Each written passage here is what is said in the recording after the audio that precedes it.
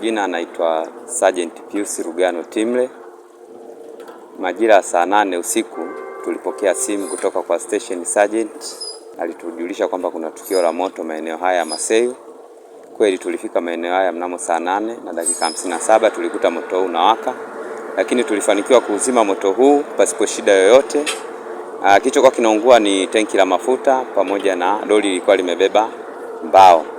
Katika ajali hiyo tumetoa miili mitatu. Watu hao hawajaweza kufahamika, lakini tumewakabidhi kwa wenzetu wa polisi, wameweza kuendelea na utaratibu wao. Kwa sasa kama mnavyoona hali sasa hivi ni shwari, moto tumefanikiwa kuuzima. Kwa tunasafisha barabara ili iweze kuendelea na matumizi mengine ya kawaida.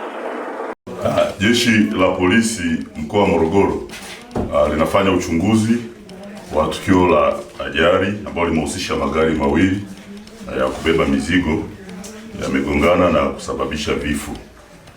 Tukio hili limetokea usiku kwa kuamkia leo, kwa maana Februari 25, 2026 saa 8 usiku katika eneo la Maseyu. Hii ni kata ya Bwata, wilaya na mkoa wa Morogoro.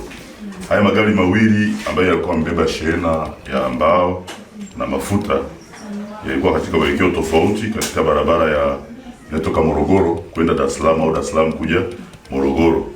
Yaligongana na kusababisha vifo vya madereva wote wawili wa hayo magari, lakini na mtu mwingine anayedhaniwa kuwa sani utingo wa gari hili la kubebea mafuta.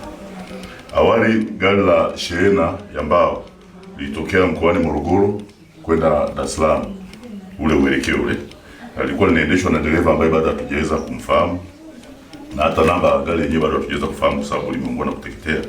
Lenyewe liliacha njia na kulifuata gari ambalo lilikuwa na shehena ya mafuta ambalo lilikuwa linatokea Dar es Salaam kuelekea Morogoro na kusababisha kugongana na kuwaka moto na kuteketea. Jeshi la zimamoto na uokoaji kwa kushirikiana na jeshi la polisi wamejitahidi kudhibiti moto huo na kufanya upekuzi kwenye magari yote mawili na kufanikiwa kupata mabaki ya miili hiyo mitatu sasa, kwa maana miili ya madereva wa pande zote na mwili wa mtu mmoja ambaye tunadhani ni utingo.